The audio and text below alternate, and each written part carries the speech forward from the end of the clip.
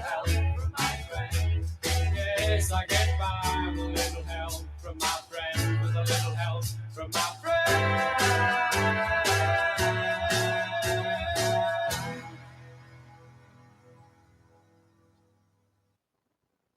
Hello, hello, hello from beautiful Colorado. My name is Samuel Jung K, and I am currently the lead Shilajit hunter and master herbalist for Colorado Shilajit Company. In this video series, I will be discussing what we believe is the greatest of all adaptogenic superfoods and the single greatest natural healing remedy gifted to us by Mother Earth. I think you too will become as excited by this incredible substance called Shilajit as we were and are after our discovery of this amazing gift right here in beautiful, colorful Colorado.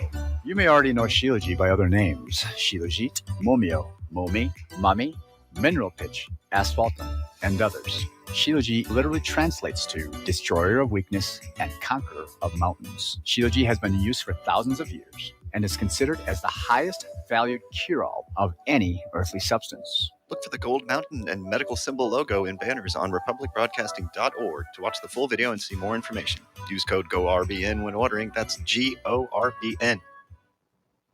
You're listening to the Republic Broadcasting Network, because you can handle the truth.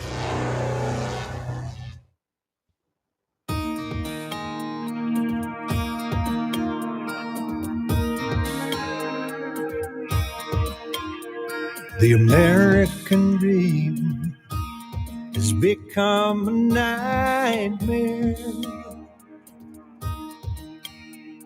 Signs of the time are on cardboard on corners in town.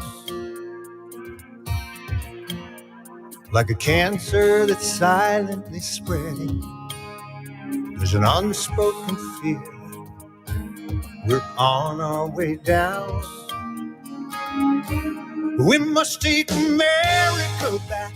Good evening, patriots and freedom fighters. Broadcasting from my home studio in downtown Bellefonte, Pennsylvania, the state of independence worldwide, as National Intel report on Republic Broadcasting Network, Liberty Lighthouse. Well, anywhere else you hear it or see it. I'm Peter Serafine, your host for this 2 hours of common sense and constitutional discussion.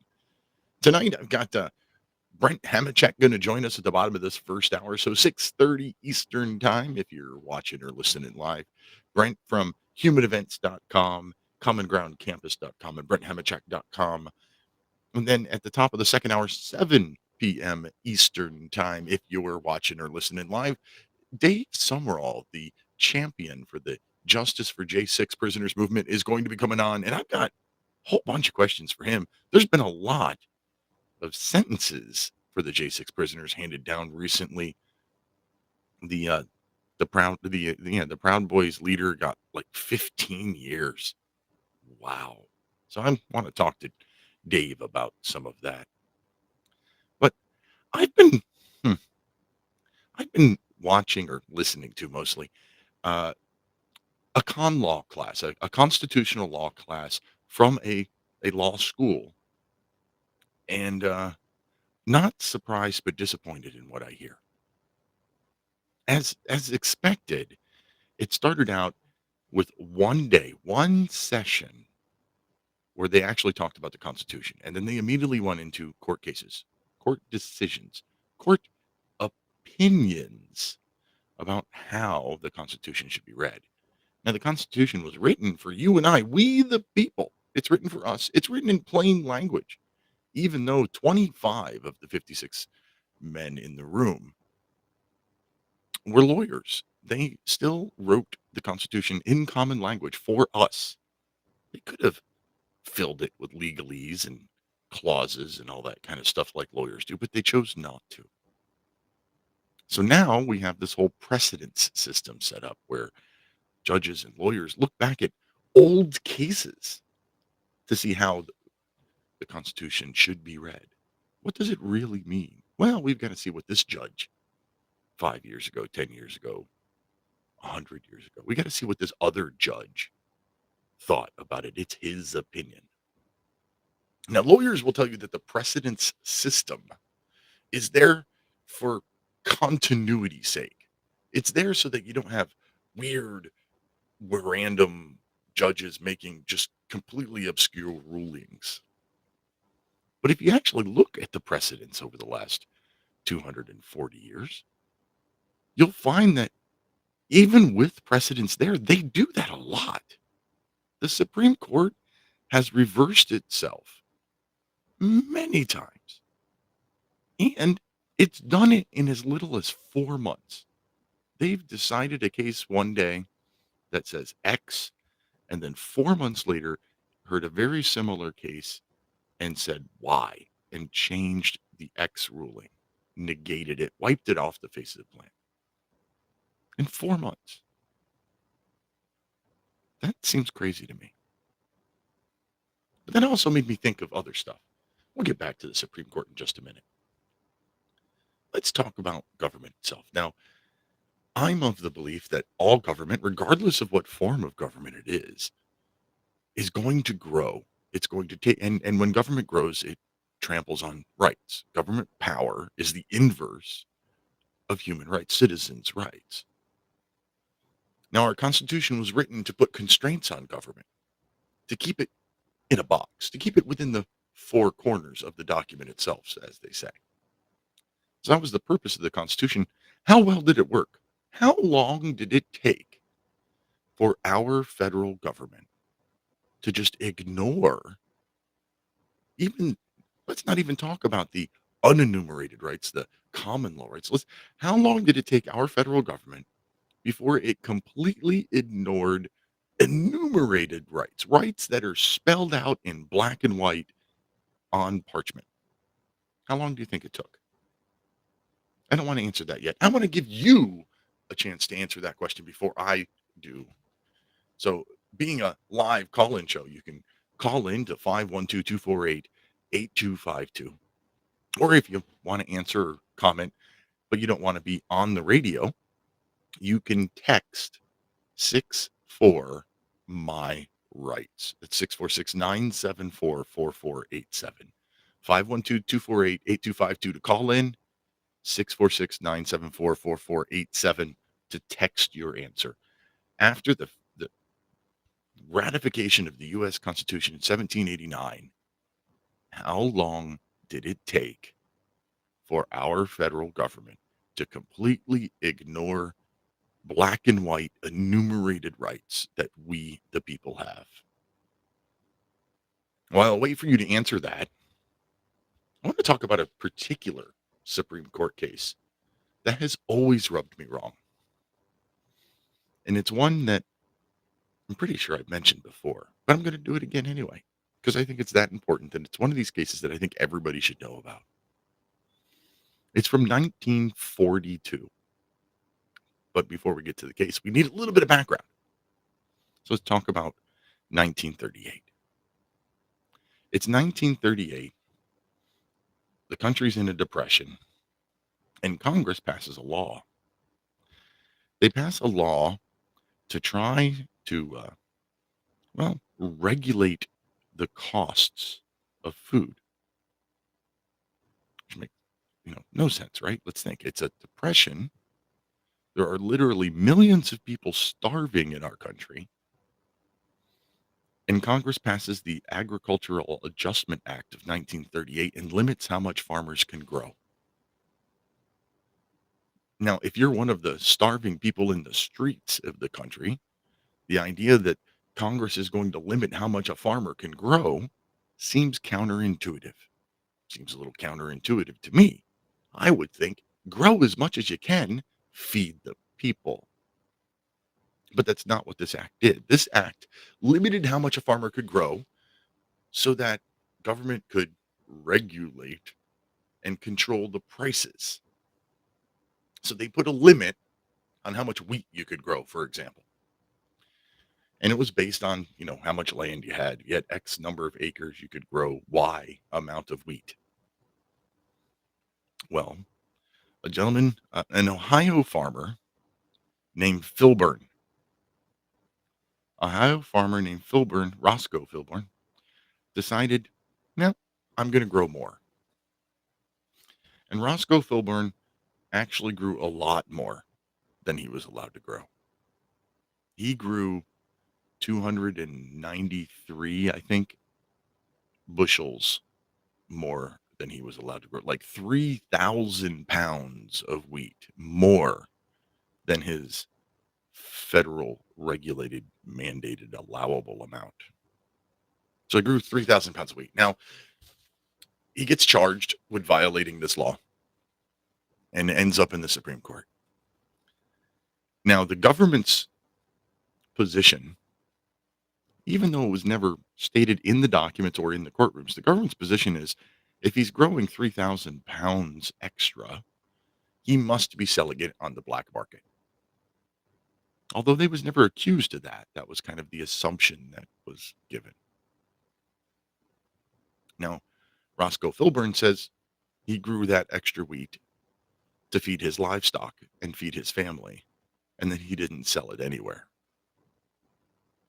So how did the court go about this? See, Roscoe, Mr. Filburn, and his attorneys, they argued that I'm not selling this wheat. I'm using it for my own personal consumption and that of my own personal animals.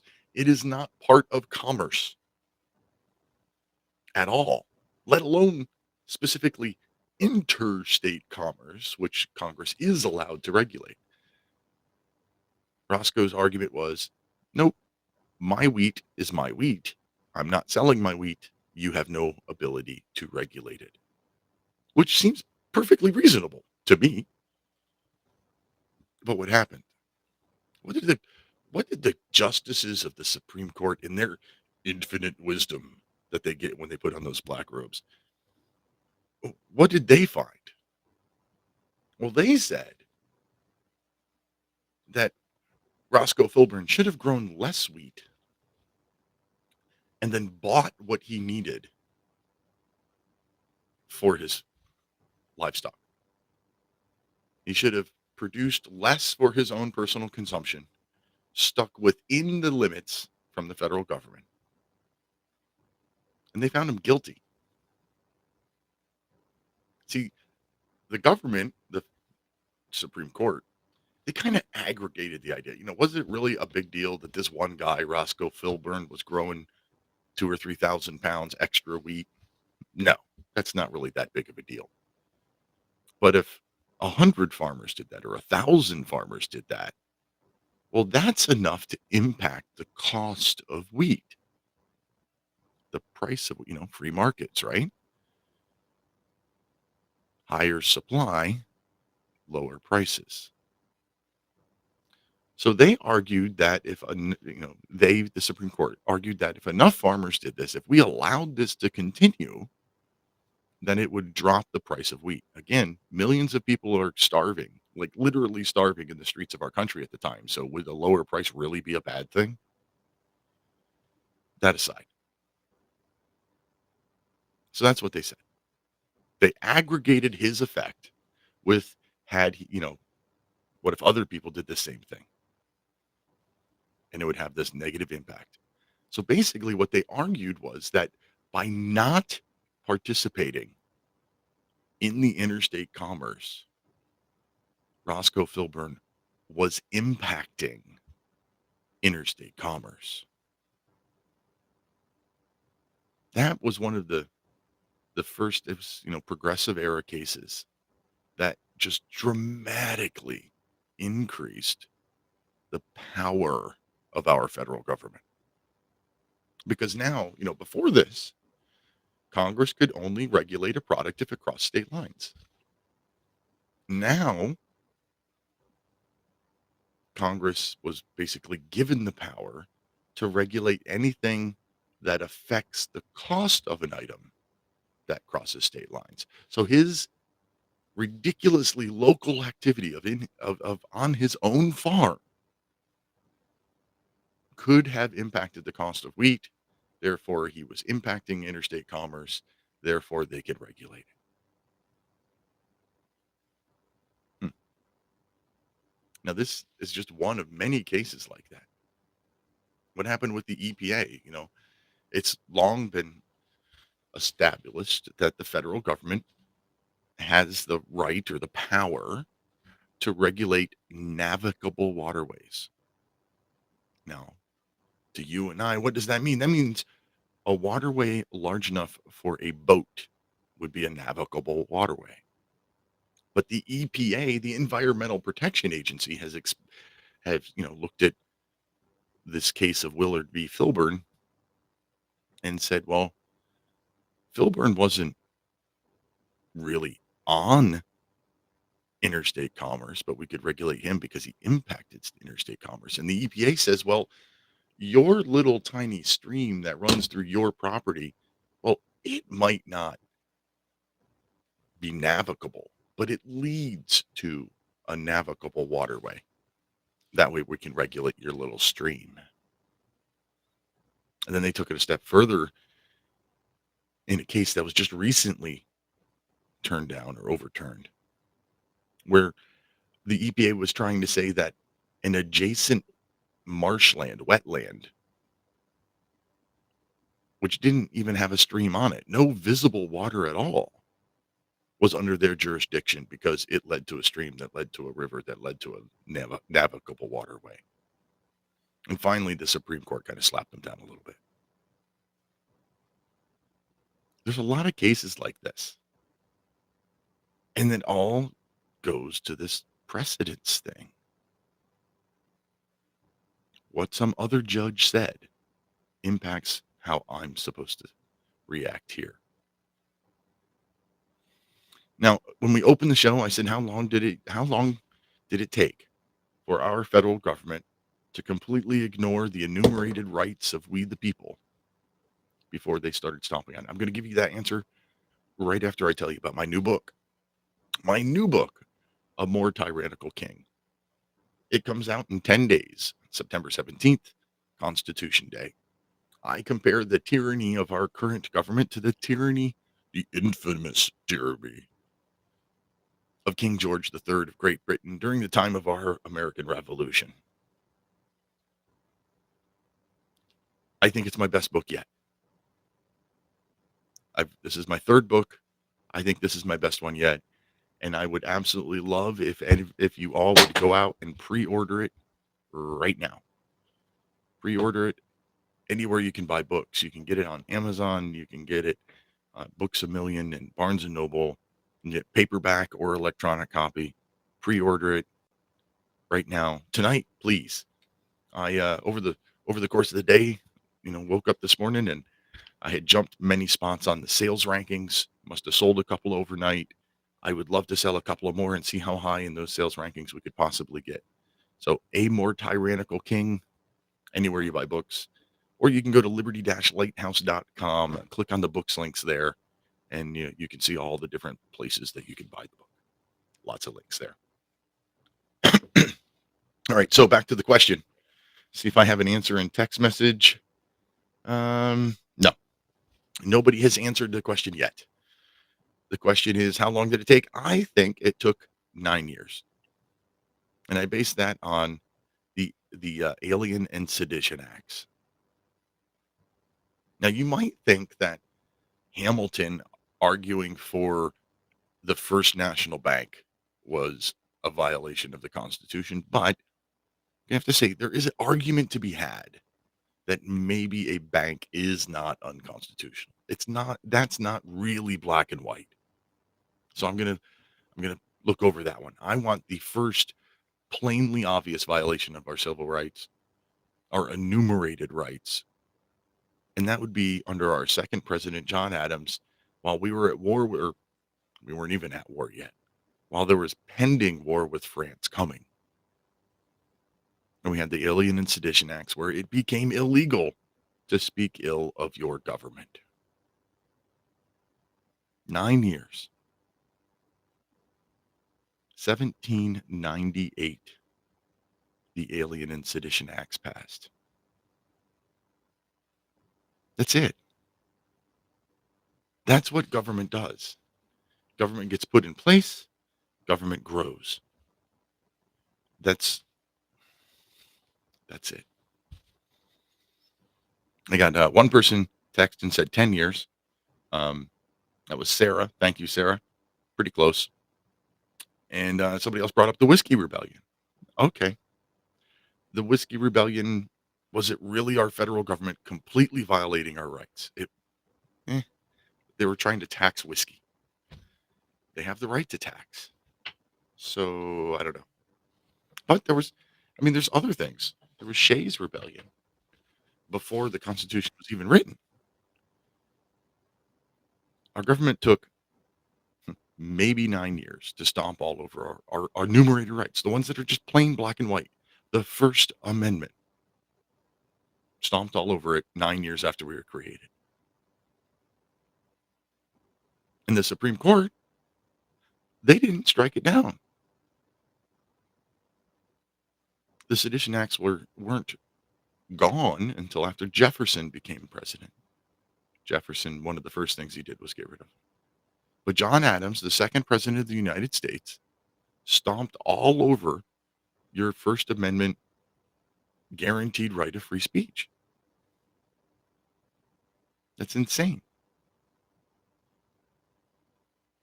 And you think, the court is supposed to save us, right? The court is supposed to look at the laws and protect us from the laws. But at different points in our history, the Supreme Court has taken a stance that we're going to presume that a law is constitutional unless you can prove otherwise.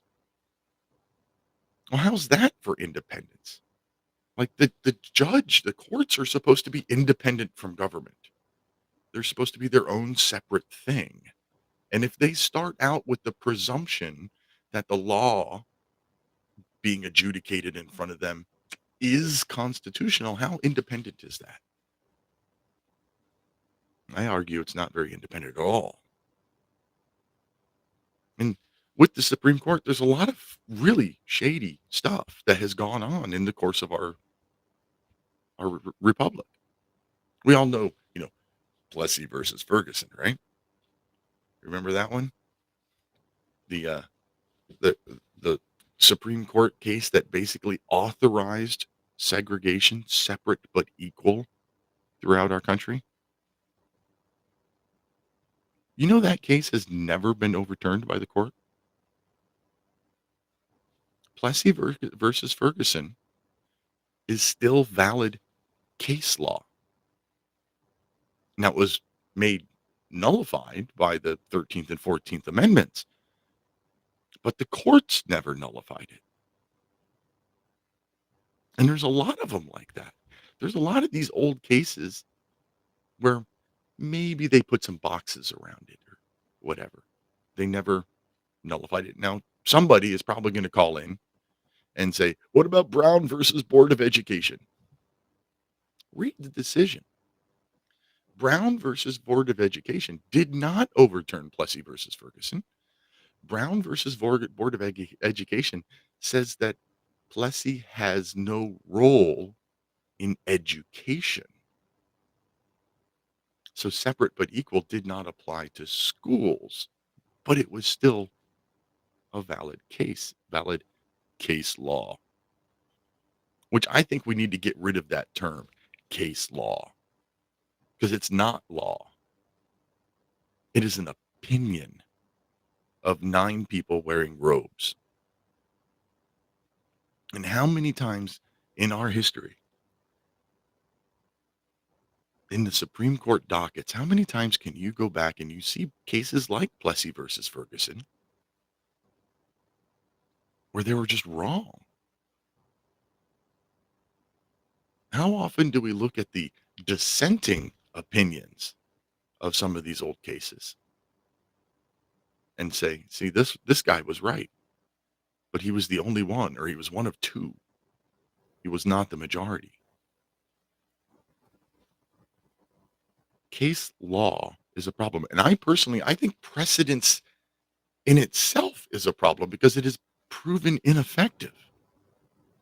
If the Supreme Court can overturn its own rulings in as little as 4 months, in at least one case, back-to-back years in several cases, then the argument that case law creates continuity just crumbles. It's not contiguous to reverse yourself a year later. I think any case that goes in front of any of these federal judges, the first thing they should look at is this thing constitutional based on just a plain reading of the Constitution?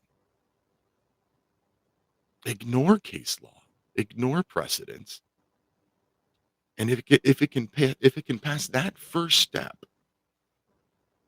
if it can just get past the plain reading of the Constitution, then maybe it's time to crack open the case law books and look back at what other tyrants in black robes may have said about the case before. And for the last 20 minutes, I've been talking about this, and I didn't even bring up the fact that who's bound by the Supreme Court? Only the two parties named in the case. It doesn't apply globally automatically. It's only the two parties in the case. But we treat it like it's gospel. Anyway, it's time for this first break. Like I said, promised, we got Brent Hamachek on the other side of this break. We're going to be back in 3 minutes.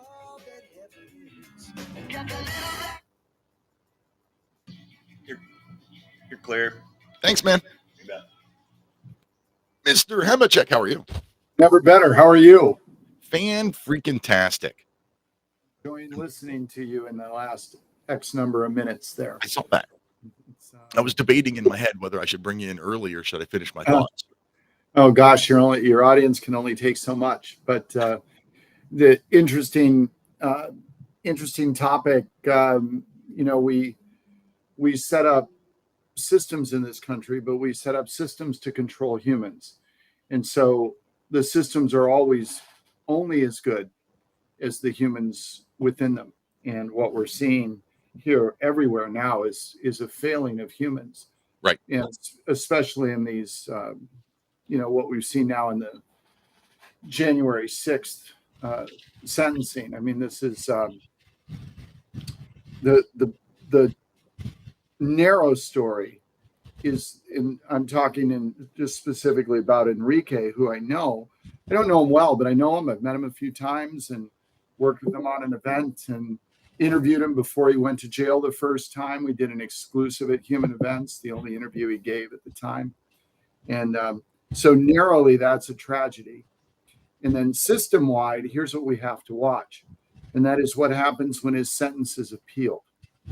Because if his sentence as appealed is upheld, then we get to have the full weight of what we're really dealing with here.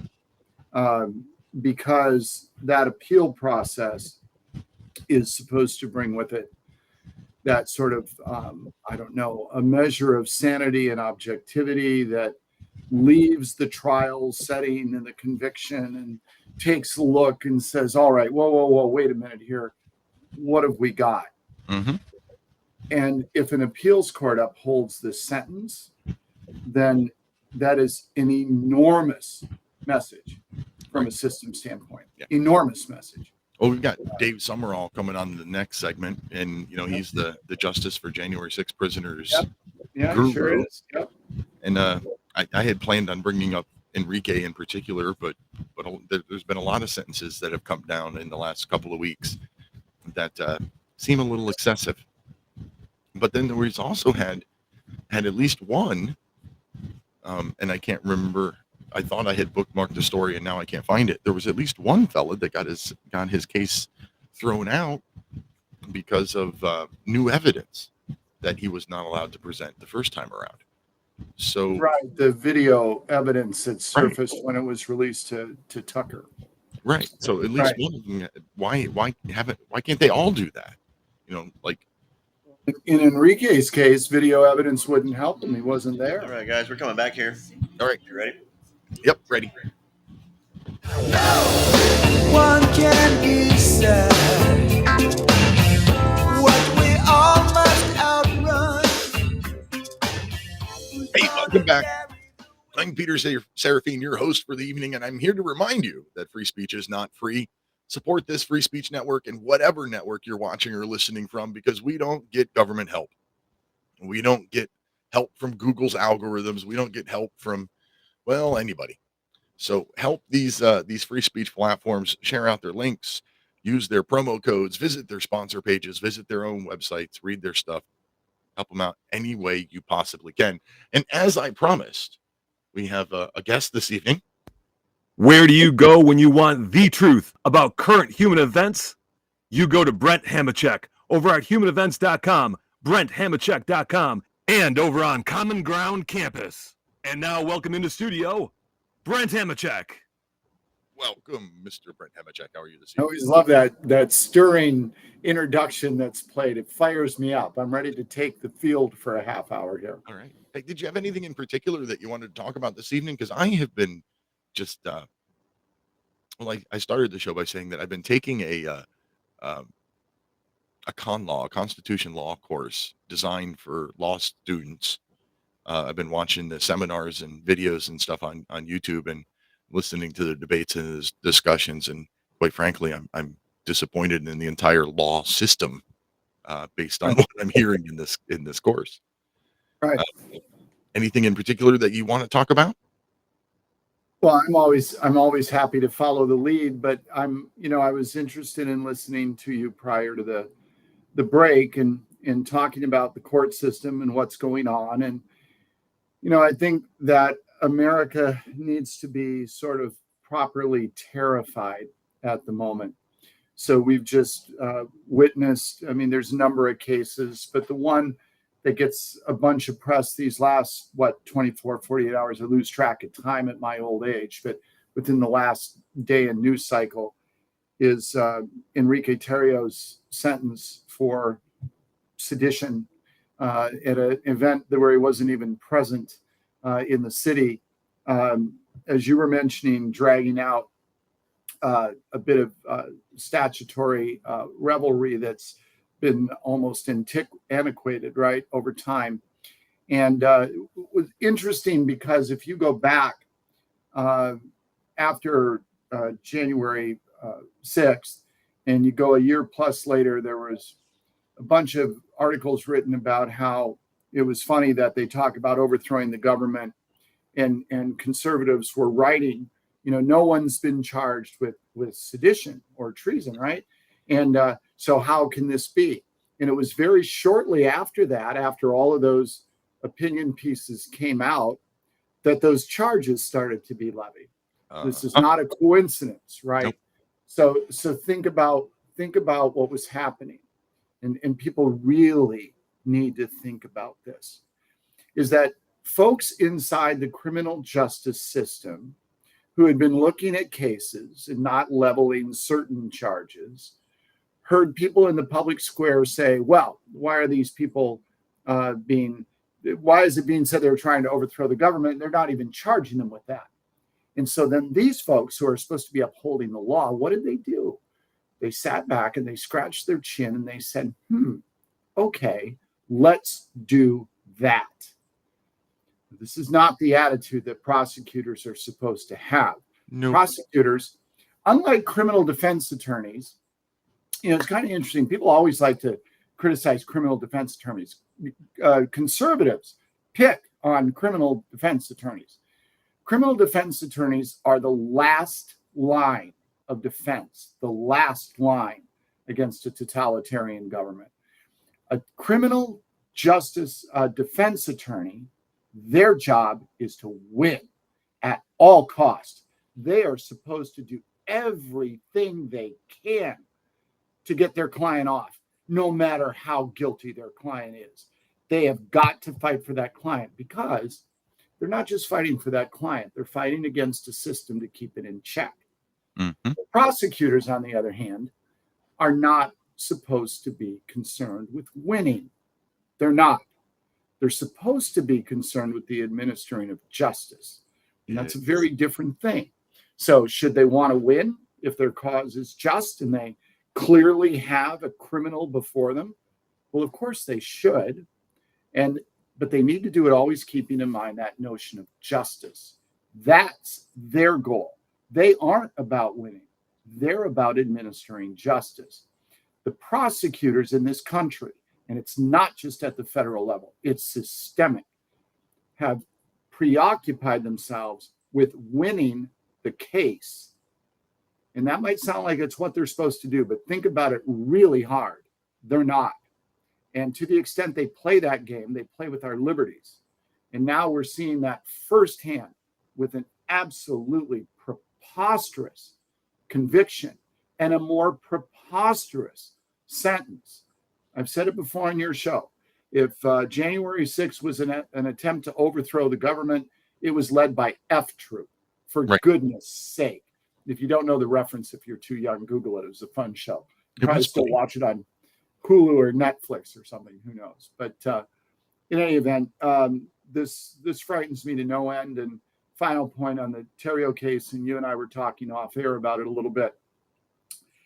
What's happened to him is a personal matter of injustice by a system that should scare us all. But if you want to look at for something even bigger to pay attention to when his sentence is appealed. Because if that outrageous sentence is upheld within the system, one level up, where they're supposed to shake their heads and have a clear look and say, okay, all right, trial's over and everything. Let's settle down here and take a look at what's going on. If they uphold a 22-year sentence, I would suggest to you that a lot more is lost than just one case in the January 6th trials.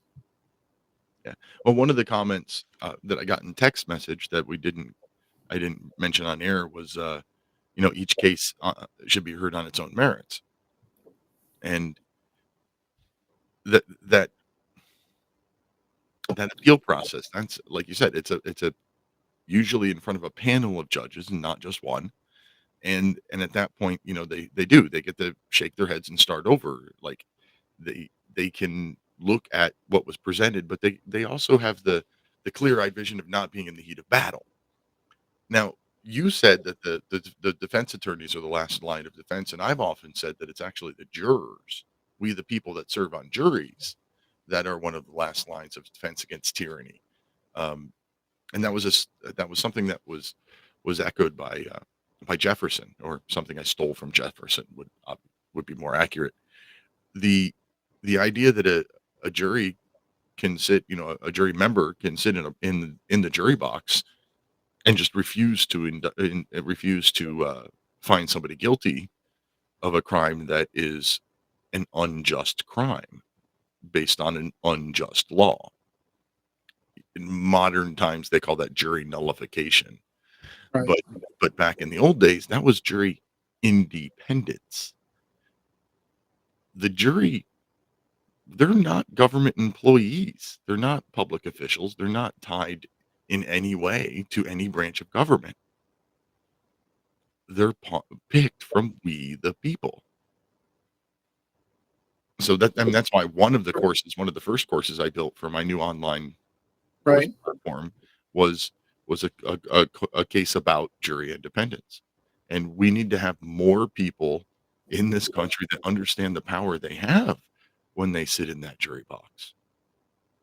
You're right. And I mean, look, you make a very valid point. I think the point is one that I used to make a lot in the world of civil law, because we all complain about the trial lawyers and the large liability settlements and so on.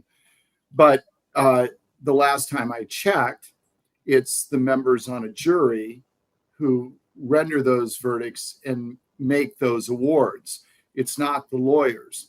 So if people on juries would stand up and say, look, I'm sorry you slipped and fell in a Red Lobster restaurant because the floor was wet, but get over it. Yeah. Well, this could all come to an end, right? Yeah. I actually didn't say that randomly. I was on a jury once for a slip and fall at a Red Lobster restaurant. And but in the criminal world, of course, it's every bit as true, the responsibility that jurors have. And jurors get things wrong all the time. I mean, we had in Illinois, and I hope I get the number right, I believe it was 23 death row inmates back during George Ryan's time as governor, who were set free because of the work that was done out of Northwestern University in exonerating them through DNA evidence. Mm-hmm. So these were people who were sentenced to death on death row. The jury found them guilty, sent them to the gallows, if you will, awaiting the gallows. And then it turns out the jury was wrong. And so here's where I'll go back, though, to some extent and defend the point I made prior. First of all, how on earth can an innocent person be prosecuted? Because if you think about it, by definition, the prosecutor didn't know enough to prosecute them in the first place because they were wrong. Right. They were wrong. This isn't about a jury saying, well, we looked at the evidence and we're not sure, so we're going to acquit. It's different. I get that. But in the case of people who were exonerated, that means they were innocent. And the prosecutors prosecuted in the first place. Now, I happen to think that if a prosecutor wins a guilty verdict against somebody who's later proven to be innocent, that prosecutor should be sentenced to jail for the same amount of time that person was sentenced for. That would straighten them up in a hurry, right? But prosecutors have no skin in the game. None. Zero. If they make a mistake and an innocent person suffers, so what? It means nothing to them. But those juries that hold the responsibility to acquit, the only side they hear, the only person they really get to hear from who's making that compelling argument, presenting the case, is that defense attorney. Right. And that is why they carry so much responsibility and such a burden. I think that they are heroes among us. And so I break from my conservative brethren who love to support the prosecution and detest defense counsels, and I take the other point of view. Well, I agree with you. And until relatively recently, I was a big supporter of the death penalty. But because of instances like you said, the 23 people in Illinois, we make too many mistakes. You can't, in good conscience, support a death penalty, right, when there have been probably hundreds of people put to death that were innocent, and people that have been let go after spending decades in jail that were innocent. Right. Find me a person who thinks the government does a good job of delivering the mail. You can find one. You remember I'm a mailman, right? Yeah, we still have a mailman. And we know all the horror stories about the government delivering the mail. All right. So they can't take a letter from point A to point B, but we trust them to kill the right person. Well, that's silly. Right. Mm-hmm. And it is why, again, I sort of break from fellow conservatives. I'm not in favor of the death penalty. And I think, by the way, if you're going to have a death penalty, there ought to be an asterisk by it. And that is that someone can only be put to death if a member of the family harmed by the capital offense pulls the switch. Because if we're going to take someone's life, the state is going to do it. It ought not be done impersonally. And it ought to actually be done by somebody who said, you killed my father, you were convicted by his peers, so I'm going to pull the switch. And if nobody in that man's family can pull that switch, then he lives. But in general, I don't trust the government to kill the right person. I don't trust them to do much of anything right. Yeah, I completely agree with that. All right, a quick shout out, what do you call it? Shameless self-promotion. Please go to liberty-lighthouse.com. And particularly, I would like you to go to the books page, liberty-lighthouse.com/books, and pre-order A More Tyrannical King. It's my new book. It comes out in 10 days. And it's $10.99 in paperback form, $5.99 in an ebook. And I would really love it if you go buy it. It's my best book yet. It's my third one, and I'm very proud of this one. So proud of the first one. Each one gets better, in my opinion. The first one was okay. Second one's better. Third one's better yet. Fourth one is already underway, but that's going to be about a year before I can get it out. But liberty-lighthouse.com/books and pre-order A More Tyrannical King. Thank you. Thank you very much. Okay, the Buck v. Bell. Are you familiar with that case? Not by citation. Please go further. Buck v. Bell was the sterilization of imbeciles. Yes. And yes. what is the line? The 3 generations of imbeciles is enough, or Right. something like that. Right. Yeah. 3 So the great generations. the Oliver Wendell Holmes line. Forgive Okay. me for not knowing it by name. I wouldn't not have known the citation. I wouldn't have known it by name either, except for, listening to the con law class recently. Mhm. And thank you, Sarah, for putting the link in the chat, the video chat there to liberty-lighthouse.com/books.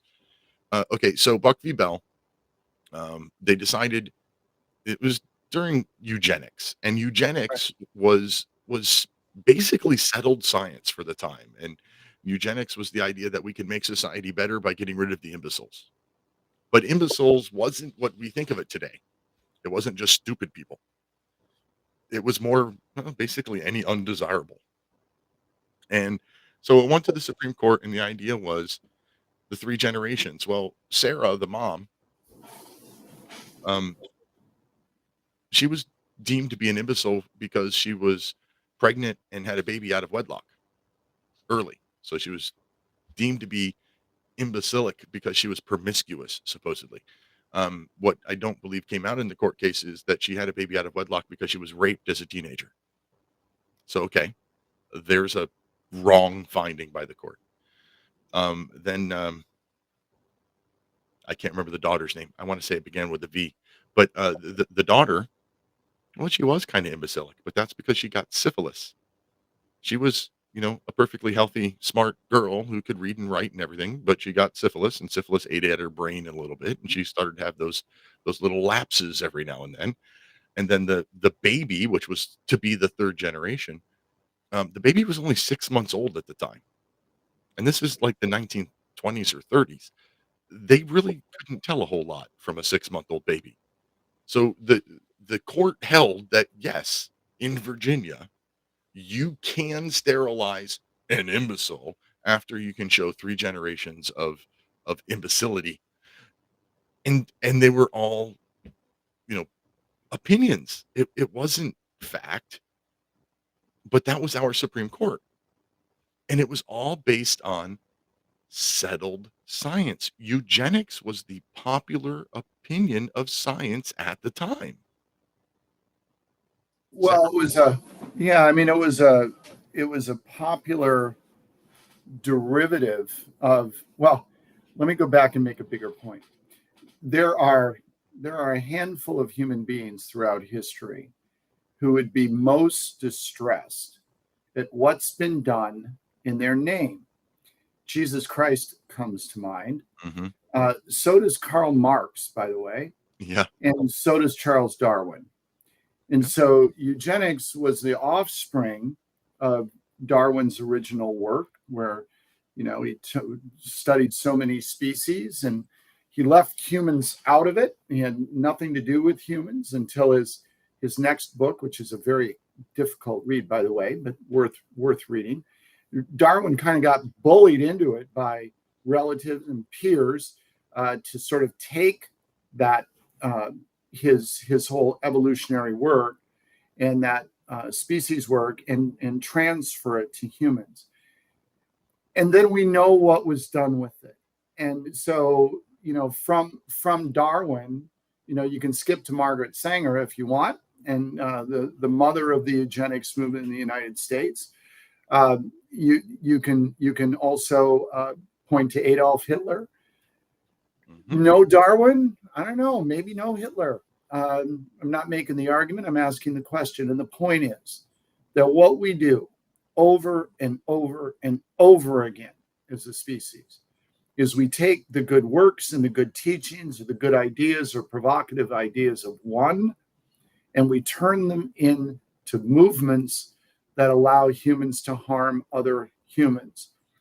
Literally, since the day of Christ forward, we've had people rationalizing why harming somebody in the name of Christ is what he would have wanted us to do. And I suspect that's not the case. And just like the work of Darwin, he would have been appalled at what was happening in the 20th century. All a derivative, a corruption of his work. And there's nothing, by the way, in the Soviet Union or China or Cuba or Vietnam or anywhere else, for that matter, that Karl Marx would recognize or support. Yeah, and yet we go forth in their name, right? And that's what people do. A couple of little things here. A text message from a listener that says science by definition is never settled, and I have said that many times. I completely agree. Number two, during the Nuremberg trials after World War II, the German quote unquote scientists were asked if they had invented this idea of eugenics, of sterilizing and killing off one entire race. And they said, no, we got it from the Americans in Virginia. The really funny thing about that is Justice Holmes, who wrote that horrible decision, Right. had taken a leave from the Supreme Court to be one of the judges that sat on the Nuremberg trials. So he was there when the Nazis said, we got it from you, man. Right. Right. Right. Dave Sumrall is joining us early. And since we were already talking about the J6 stuff a little bit, let's see what he has to say about anything that we're doing tonight. Ladies and gentlemen, our next guest thinks hot dogs are just American tacos. He is Justice for J6 Prisoners advocate and StopHate.com owner, David Sumrall. Welcome to the show, Dave. Hello, David. Can't hear you, Dave. Juggling everything, man. Bouncing from phone calls and back and forth. How are y'all today? Good. I saw you bouncing around there with phones and stuff, and that's what you've been connected into the video chat here for like 15 minutes, but you weren't in your seat at all. No, I've been walking around, going back and forth. You know how it is. It's good to see y'all, brother.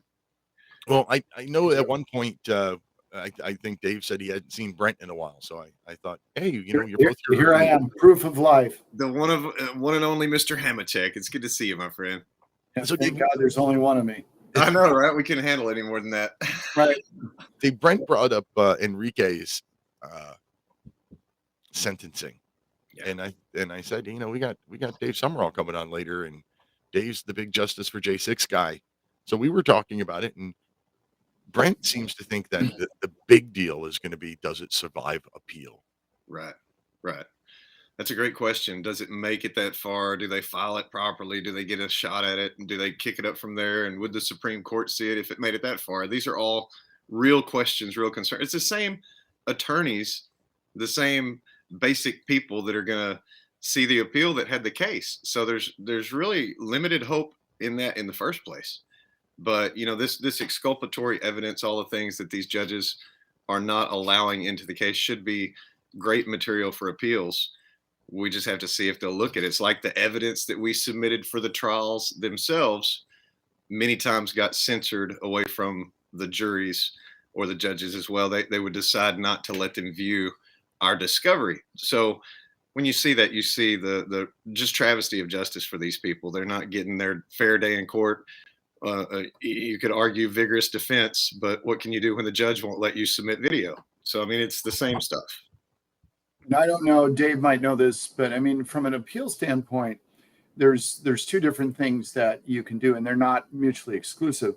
One is to appeal the conviction itself, and the other one is then, of course, to appeal the sentence. My understanding is that if you appeal the conviction and it's denied, you then still have the ability to appeal the sentence. And, it is interesting also, you mentioned the Supreme Court. Just living in Realville, where I sadly reside along with the ghost of the late Rush Limbaugh.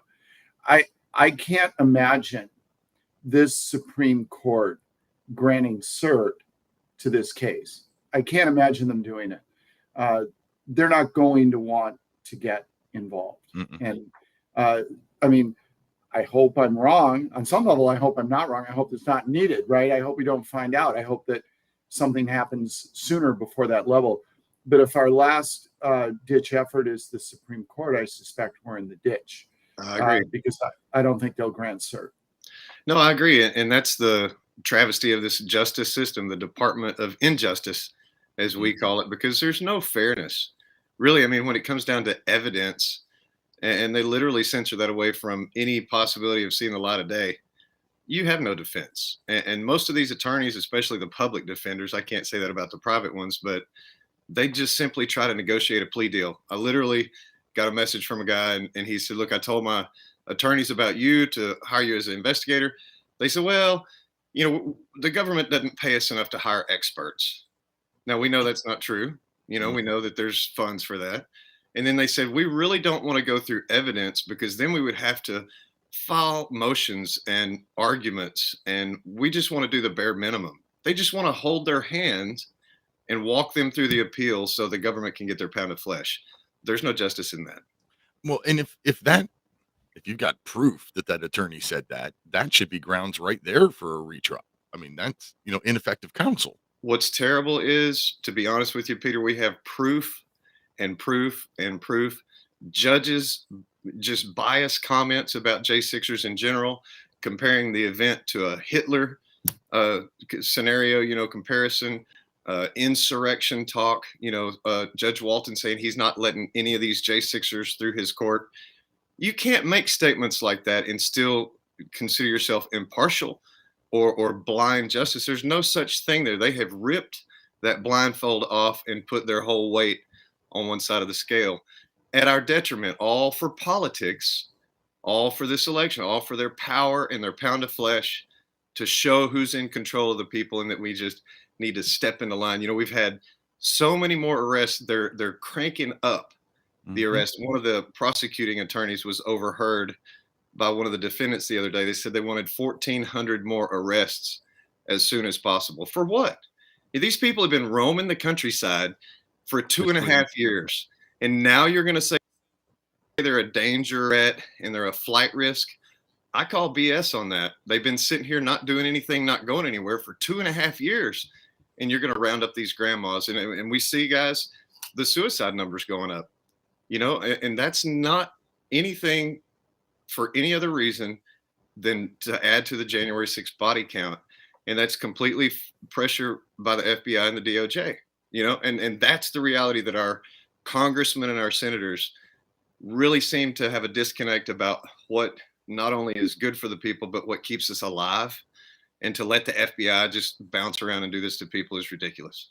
I agree. Hey, we got like 2 minutes left before the break. So let's give that to Brent here to tell the world what's going on in the world of Brent Hamachek and Common Ground Campus. And Sure. So, this weekend, depending upon when folks are seeing this weekend, the 9th and 10th of September, we're actually going to be down in the Brownsville, Texas area along the border with John Rourke, who's put together a border cleanup program. I don't know if your audience might have seen the garbage pile. Our southern border literally looks like a landfill, and I'm not exaggerating.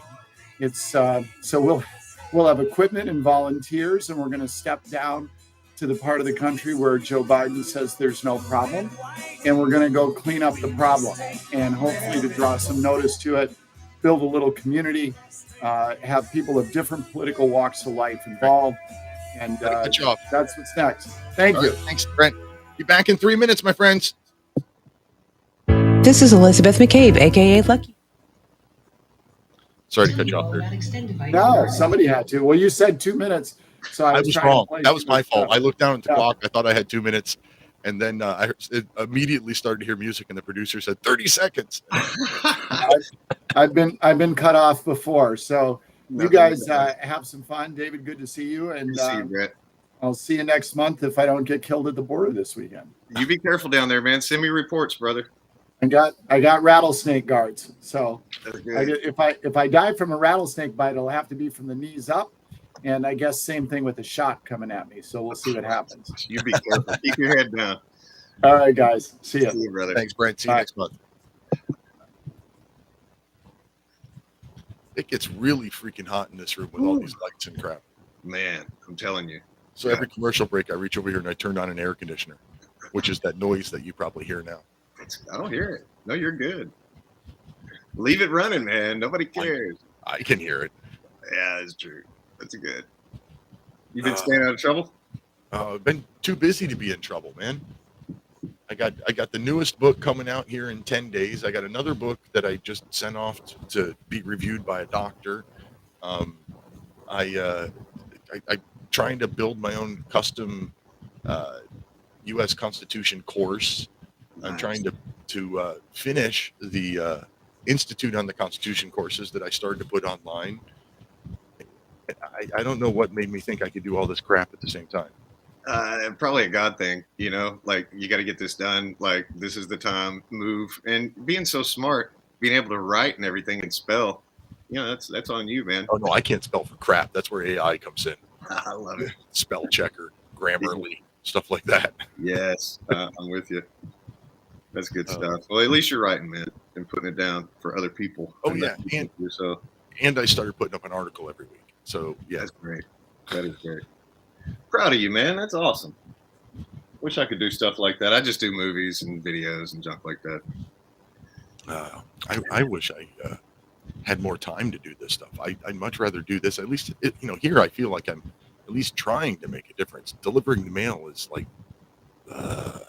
just ridiculously mundane. That's your day job, huh? Yeah. That's great, man. That's great. I wish I had more work right now, carpentry-wise. We're starving to death over here. And, heat and seasons and all that stuff affect my business anyway, so. I need a deck. Well, I need to come do it. What state? Pennsylvania. That's right. I got a door. I want to move from one side of the house to the other where there's a window now, and then I want to build a platform and a deck out that new door. I like that. I was in Pennsylvania a couple of weeks ago. What? Went through there to go to New York. Went up to a little event in Long Island. Coming back. Got Sarah in Oregon. Because you can handle the truth.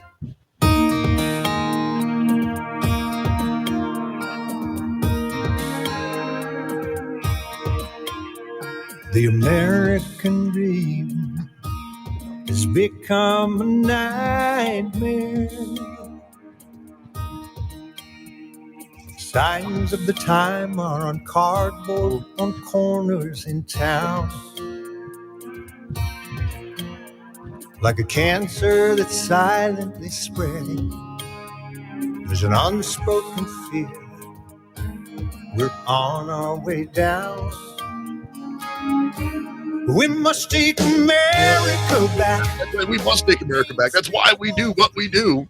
Welcome back to the top of the second hour of National Intel Report, live on Republic Broadcasting Network, Liberty Lighthouse on Mojo 50 Radio, Patriot Nation Radio Network, and, well, anywhere else you hear it or see it. Let's see. I promised we had Dave Sumrall at the top of the second hour here. We got Dave, and we got a phone call. So before we get back to Dave, let's see what Sarah in Oregon has to say. Welcome to the show, Sarah. Hi. I'm going to have to make this really quick. Share the show out. And also support free speech. Whatever station you listen to. That's my PSA for the week. Bye. Thank you for the weekly PSA, Sarah. So good. So all right. Good. Mr. Sumrall, Mr. Justice for J6 Prisoners Extraordinaire. There's been a lot going on in your world. Yeah. And in one hand, I think it was a couple of weeks ago, I saw one of these J6 defendants got their case thrown out because of evidence that was not allowed to be presented at his trial. But on the other hand, we got people getting 15 and 20 years.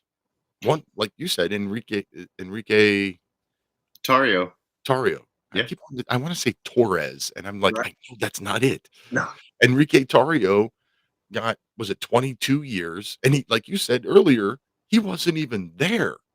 No. So yeah, it's a really weird thing. I got another call from another J6er that is going later to turn himself in, surrender himself to his prison sentence. And, he got a handful of months to serve, and he was at the West Tunnel.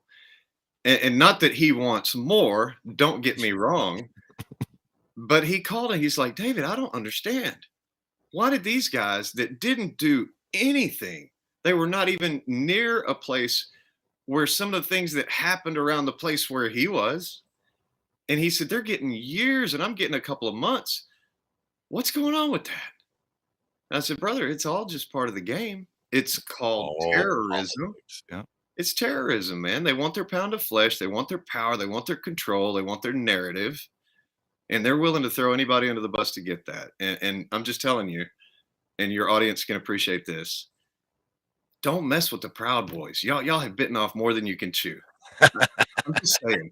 They have no idea who these guys are and how funny they are. They will meme them into a very bad place. Meme them to death. You know what's really funny is I had never heard of the Oath Keep. It's not true. I had not heard of the Oath Keepers until shortly before the January 6th events. And when I heard of the group, I thought, well, that's me. That's right. You know, I swore that oath in 1990, and I've spent the majority of the rest of my life trying to uphold that oath. Yes. Maybe I need to look into this group. Yeah. And then that all happens, and now the group is pretty much gone, or they've gone underground where I can't even find them anymore. Yeah. Well, I tell you, it's really sad too, because we did a lot of events around the country over the last few years. They do security for those things. They do security for congressmen and senators and, high profile targets. And these are trusted ex-members of the military and law enforcement. They're oath keepers. And that's what we've tried to tell people for years about that. What is wrong with keeping your oath? If you took an oath to the United States and to the Constitution, defend enemies, foreign and domestic, all that stuff, then why would you want somebody to ever give that oath up? Why would it be a bad thing to keep that oath? Because it's what this country is defended with and built upon, and it's all the morals and values that we hold dear. So to criminalize them as bad people, to make up stories, look at the Proud Boys, the good work that they've done, the fundraisers, the raisers, the toy drives, the community support, the defense of innocent people that want to go to protests or events or rallies, but Antifa would beat them up. And the Proud Boys just stepped up and said, we don't want to see that happen anymore. If these cops aren't going to do anything, we'll do it. We're good at that. So, it's a necessity thing. And it's really sad that it's come to that. But let me just take it one step further and throw that comparison all the way across the Antifa is our version of ISIS, created by our government to do their dirty work as needed, very loosely organized, they say. But then we saw when Biden was, quote, installed, they didn't need Antifa anymore. And what did you hear from them? Oh, we're mad. We didn't get what we wanted out of the deal. We still want chaos and anarchy. And it's just like ISIS. When we quit using them and threw them to the side, they said, oh, we're not finished yet. You can't do this to us. We're doing the same thing right here in America. People don't realize it. I've repeatedly compared Antifa to Hitler's brown shirts. Same thing. Yeah. They, not officially part of the government, not officially part of the party, but they went out and did the party's dirty work. Yeah. That's exactly right. And unfortunately, that's where we are. The other brown shirts of the FBI, the hit squads that go around. And there was a really good video the other day, 4 days ago, and it showed the FBI raiding another J6er's home to arrest them. And, the guys come up with their, now they're not aiming like them, but they're ready to, they're right there. You know what I'm saying? Yeah. And they take the guy out, and then the guy goes up to the door, out with your hands up, hands up. It's the girlfriend. She wasn't even there. All that. And the comments online were, wow, they are actually ready to shoot someone over a misdemeanor. Mm-hmm. Now that's what it is. This guy trespassed, big deal, $50 ticket, whatever. No, you're going to spend thousands of dollars on investigations and hit squads and choreograph all that and send all these high-powered guns in to arrest these innocent people. And it's just a total overreach, and people need to wake up to that. Like you said, they, generally speaking, like prior to January 6th, you could walk on the grass near the Capitol, but shortly before the protest or whatever, they decided to make that, off limits area. Yeah. So how many people walked across the grass, not even knowing that they were trespassing or breaking a rule at all, because they had been there before and walked across? Yeah, you raising your hand. Yeah, like 10,000 more of me too. But it's funny because in the trial today, I just heard a little inside information, and Inspector Floyd, the guy that looked up and said yes, and looked over and said yes, and told everybody to start bombing the crowd and shooting the crowd, he admitted that today in court. Yeah, I gave the order to start firing on the crowd. Yeah, I did this. Yeah, I did that.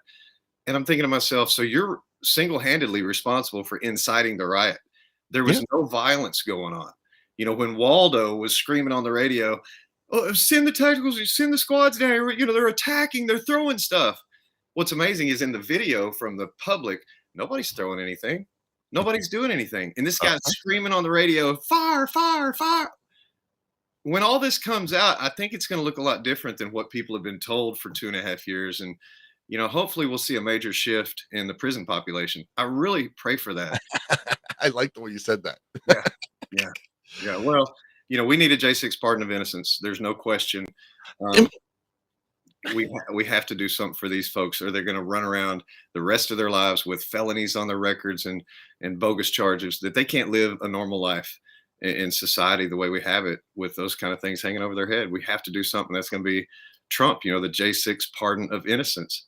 I haven't heard anybody say that. I have not heard any of our political candidates say that they plan to pardon at least the non-violent J6ers. Yeah, well, you know my opinion on that. Pardon them all. It's too much hassle and too much investigative work to try to find out who the 3 or 4 little bad guys were. It'll be real easy to arrest most of the bad guys off of the police records and FBI records and accomplices that they hire. So we can get a lot of the bad guys just like that.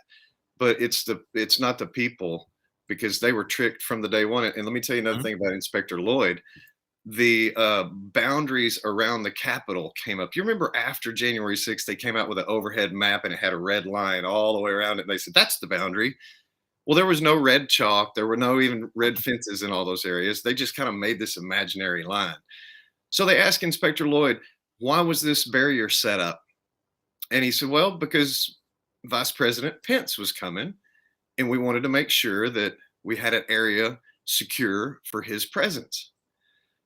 So the attorney asked him, he said, so you do this every time Mike Pence comes in the building? No. He was like, well, no.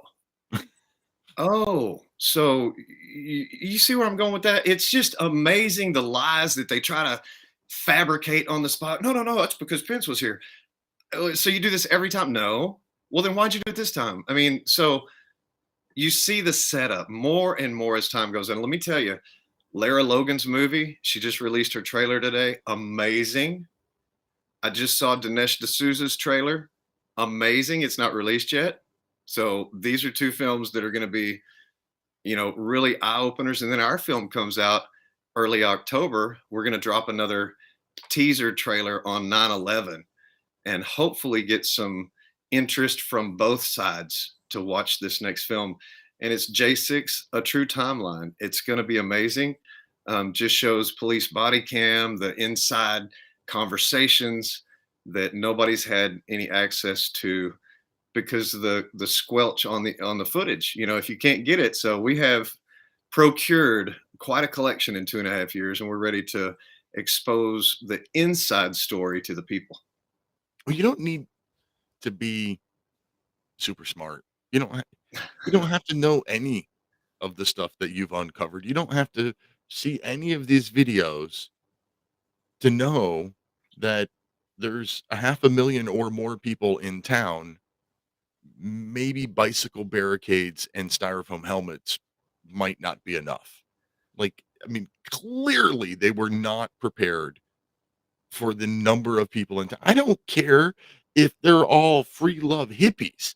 You get that many people together, you have better and more security than what we could see around the Capitol that day.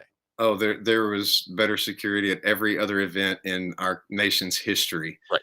I can say that with real confidence because 5 police, 2 women, 3 men with no shields, no batons, no battle armor, no helmet, no vest, standing up there trying to hold back 10,000 people is never going to work out. Somebody's either going to push you down or talk around you.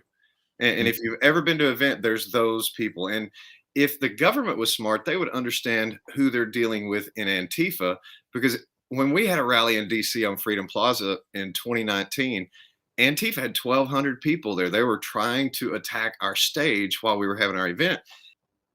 and they would do it in two different places at the same time, try to weaken the defenses. It's the art of war, draw the defenses over here and do something somewhere else. And so strategically, they were trying to come into our event in two different places. They did the same thing at the Capitol. If you watch the movies, they went in through the front gate and the side gate, and then they tore that fence down, and nobody ever knew from then on. So it's really interesting, man. And I hate to think that we won't ever get to the bottom of this, because we will.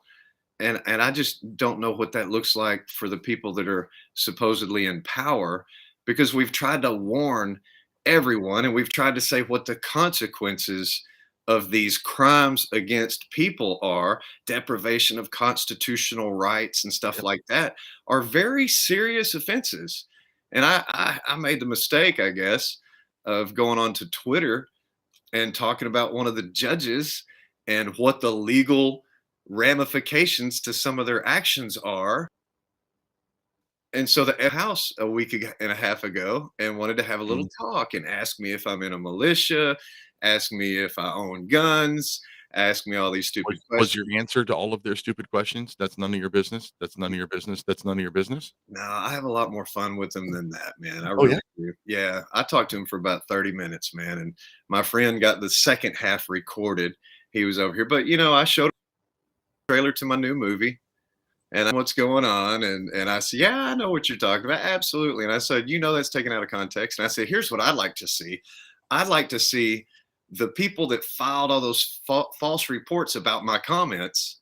I'd like to see something happen to them, because here the FBI shows at my house for the fifth time. And I asked the agents, I said, can I get a business card from you? They're like, yeah, we really don't give business cards. So they end up in the bathrooms and stuff. And I said, that's hilarious, man. I said, but what's funny? I said, the last FBI guy that was here, he left me a card. And they were like, what? The FBI's been here before? What for? And I said, are you kidding me right now? January 6th. I said, they've been here 4 times. They've been in my house. We've talked twice inside with my attorney one time. That's not even in your report that they've been here at all? They were like, no. I said, don't you find that odd? Don't you think maybe they're trying to set me up? Why would they do that? Why would they not talk? So now they're asking, are you in a militia? No, heck no, I'm not in a militia. Do you know where the judge lives? No, and I don't care. I'm not after you don't understand. In my speech, in my statement, I said, I want the court to handle it. It's not me. I'm not a judge, jury, or anything. I want the court to handle this, but he needs to be held to the letter of the law. And unfortunately, that letter is horrible for him for what he's done to other people from his place of high authority. So there are real world ramifications to all these crimes that they commit. There are penalties for those crimes. I didn't write the laws. I didn't write that stuff down 200 years ago. That's not me. I'm just reading the stuff and studying the stuff. And if you're going to come to my house and threaten me because I quoted something out of our founding papers, that's on you. So now you're coming to my house to do me harm. And there's laws about that in Texas. So, when all your neighbors on your whole street are calling you afterwards, everything okay? That was them again, wasn't it? Everybody in my neighborhood knows. Let's just put it like that. And they seem to always be watching. So that's not a threat in any way, shape, or form. That's just a matter of saying you better know where you're standing and what you're doing when you decide to do what you're going to do. Because this is Texas, man. And the next conversation will be with my sheriff when they come to town. So if they want to be arrested for harassment, I'm going to look into getting a restraining order. I've been nice to these guys multiple times, and they keep harassing me, intimidating me, keep threatening me. I'm not going to play that anymore. You brought up your sheriff, and that's a really good point. Your sheriff, according to Mac/Prince v. the U.S. Yes. I think it was Clinton.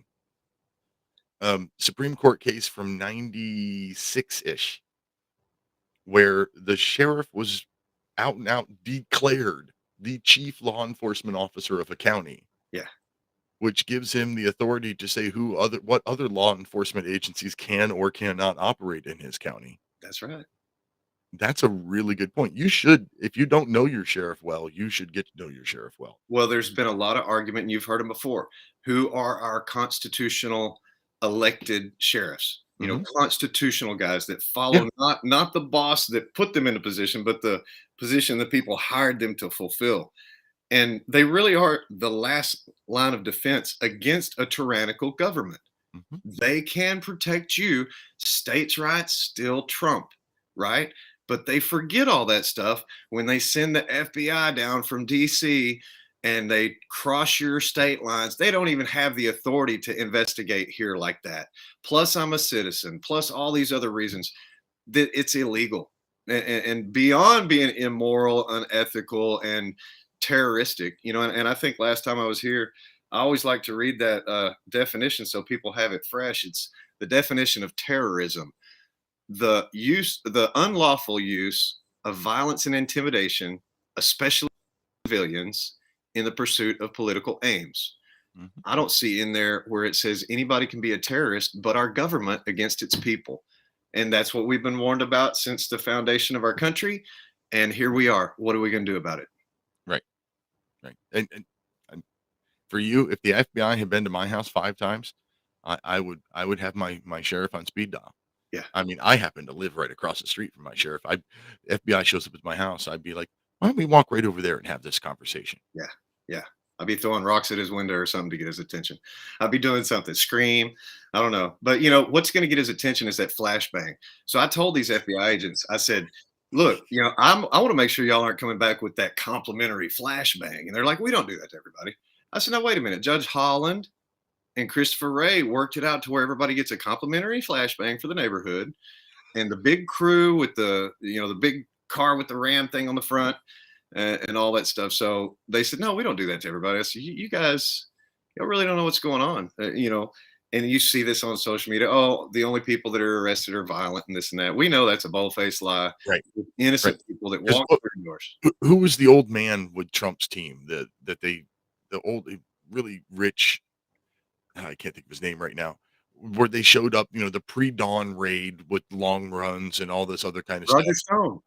Roger Stone. Right, Roger Stone, who does not have any record of owning a firearm, who's never been accused of anything violent at all. No. Pre-dawn raid, long guns drawn, to drag the guy out of his bed in his pajamas. While his wife had cancer. Right. See, this is the other thing. They care not about our humanity or our need or anything that's going on in our lives. So wasn't it funny that the media was there to cover Roger Stone's deal? Someone tipped him off and they were filming the whole thing like it was an HBO special. Same thing happened with Oath Keeper Stuart Rhodes. When he was arrested, there just so happened to be a news copter flying over his house, capturing it all on video. I don't know how these things keep happening. It's just the weirdest coincidences. It is. Boy, CNN just really knows where to be, huh? Yeah. But you got me thinking, like, if the FBI were to show up here, because I probably said some things on air over the last few years that might raise some eyebrows if enough people actually listen to me. Right. If they were to show up here and be like, "Are you a member of a militia?" I'd be like, "No, I can't find a local one. You know where one is?" Like, I feel that way, dude. I do some stuff like that. Yeah. It's like, you own firearms? Yep. You want to see them? Yeah. Well, I told him, I said, look, everybody in Texas owns firearms. What are you talking? What kind of question is that? I said, from BB guns up. And I said, now I'm not a 50 cal guy, but you know, anything in between is fair game in Texas, right? So they're asking about a militia. And I'm like, it's not illegal to be a member of a militia, is it? Nope. So the questions that they even ask are so leading and entrapping. And it's just a sad thing that they didn't know who I was. They're so smart. They said, do you have any social media accounts? Like, you know damn well I do, and so does everybody else in the country. Like, their complaint came from social media. That's how bright these guys are. So I did take the opportunity to show them the trailer to the movie. And then he made the brilliant statement of, what do you do with this? Do you put it on YouTube? I was like, are you serious? YouTube cancels me every time I sign up for it. They do not want they wouldn't put this on there. It's like, no, this is the truth about January 6th. Are you kidding me? And I said, y'all don't know I've put out 2 documentaries. Y'all don't know I work as an investigator for the lawyers. Y'all don't know I've testified in these court cases. And you're standing here at my house like this. You didn't know all that? Don't you think that's weird? It's kind of weird. It is kind of weird. You would think that if somebody has such a provocative history, Yeah. that they would maybe send the agents that were there before, or at least inform the new agents that they're sending? I got the business card right here if you want me to call them and we can have, hey, why did they Let's get them on air. Come on, plug your phone into your computer and let's get them on air right now. See, I live so close to Dallas that it's either the Dallas branch or the Frisco branch. And the first time it was Dallas, the first couple of times, 4 times. But then this last time it was the Frisco branch. So why do the branches not communicate? Why they're 15, 20 miles away from each other, Well, probably. maybe they switched because the Dallas branch wasn't getting the results they wanted. So they said, well, let's get these guys over here in Frisco. Well, Hey, it's almost time for commercial break. So tell people how we can support what you do. StopHate.com/support. And of course, you can go to StopHate.com/J6 to support our J6ers in their most great time of need. They really need letters, prayers, funding for their lawyers. We've had so many arrests in the last few weeks. We've added 6 people in the last 2 days to our list of people to help. So if y'all can help support us in the work we do at StopHate.com/support, I would greatly appreciate it. Greatly. Yeah, and by the American Gulag Chronicles. Yes. American and Gulag, 2 words that should never be put together. And yeah, you're holding yours up for the camera. I was just looking for mine. I'm like, crap, I moved stuff around and now I don't know where it is. There's a link at StopHate.com. Please buy one for yourself and buy one for your library. Great book. Everybody should buy one. Hey, it's a break time. We'll be back in 3 minutes. Thanks, Dave. Thank you.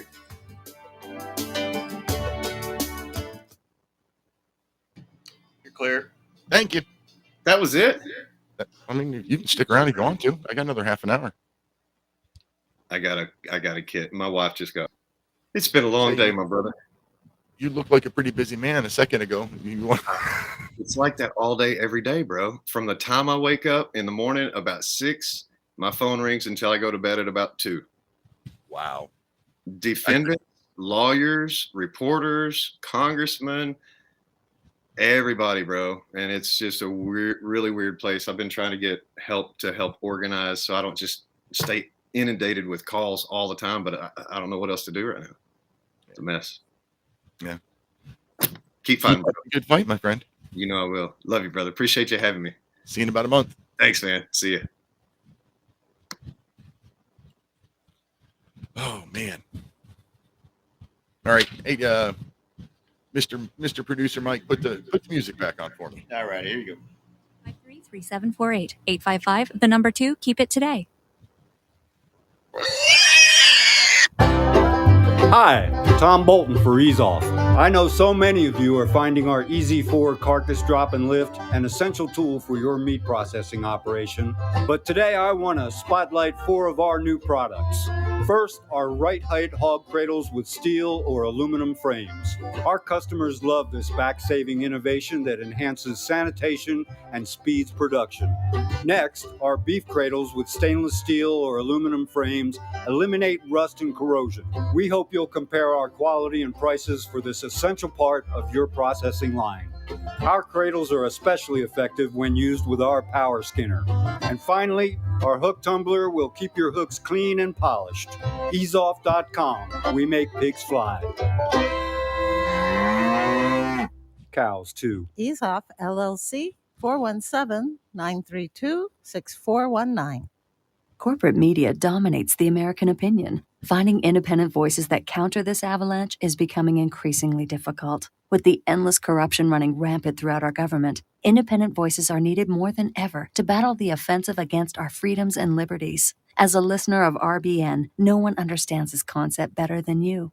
Now it's up to you to do your part. The time has come for you to take action and begin broadcasting the truth to hundreds or thousands of people every month. Sound impossible? Quite the contrary. With pointed slogans from LibertyStickers.com, you can reach countless sleeping Americans unaware that they live in a real-life wonderland. LibertyStickers.com has a huge inventory of political bumper stickers and messages that reflect the truth about our government, our politicians, and the future of America. With so many in stock, there's one perfect for you. Visit us today at LibertyStickers.com. Again, that's LibertyStickers.com.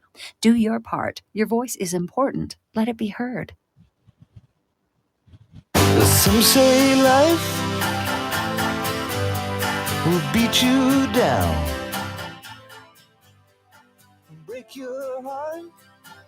Hey, welcome back. It's the final segment of tonight's show, National Intel Report on Republic Broadcasting Network, Liberty Lighthouse elsewhere. I had a text message for our guest that I didn't get to. I didn't see it until the break. Sorry about that.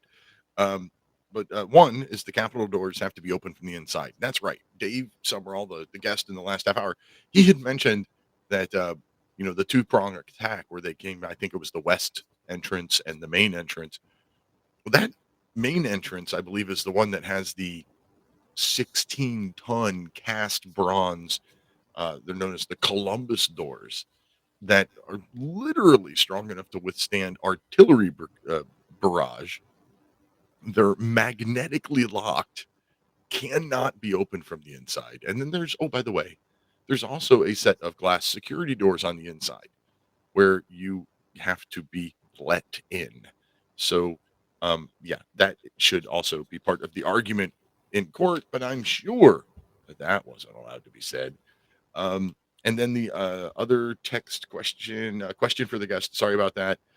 John Bad Elk, K-Supply, or the Castle Doctrine. Would the Castle Doctrine apply? I'm not sure what part you're talking about, except maybe when, the FBI shows up at your house for the 5th time. Does the Castle Doctrine apply at that point? Castle Doctrine, for anybody who out there who doesn't know, and if you own a firearm, you should definitely know what the Castle Doctrine is. Castle Doctrine is the stand your ground law for your own house. You're allowed to defend your castle. Wow. I don't even remember where we left off before the guest joined us, but I wanted to go back to that first, 1798, when John Adams signed the Sedition Act and made free speech illegal, made it so that it was illegal to criticize your government. 9 years after our Constitution had been ratified. What was his excuse? Well, pending war. We might be going to war with France. And because we might be going to war, it's now illegal to criticize your government. Now, of course, if you allow the government to take your rights away from you in an emergency situation, government will create emergency situations in order to take your rights away from you. I'm sure that is a phrase that you probably heard a few times, at least during the COVID pandemic. I hope you heard it a few times.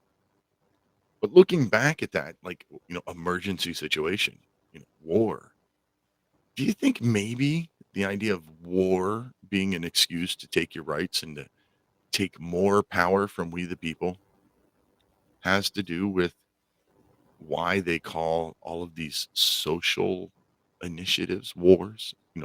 The war on crime, the war on drugs, the war on poverty. Maybe that's why they use that word. They make it a war so that they can expand their power, take it from you, and do whatever it is that they want to get done. It's a live call-in show. We haven't had a whole lot of calls tonight because we had a whole lot of guests. So 512-248-8252. And if you prefer to text, you can text 64 my rights, 64 my rights. That's 646-974-4487.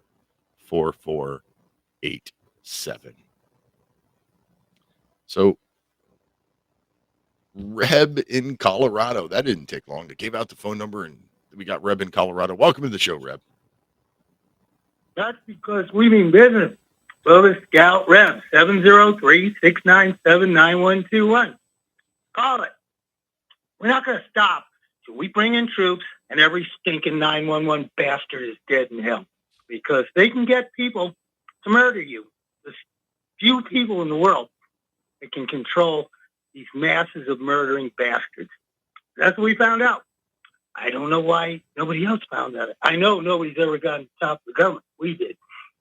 And we want to use everything America's got. And everyone's dead. Every day, it just gets worse. And it's never going to get better.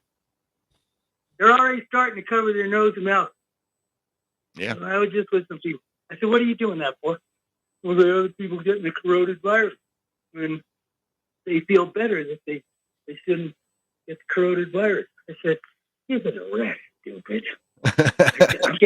I'm getting fed up with your corroded. The only thing I just saw an we don't want to article. be shut down. We have to kill the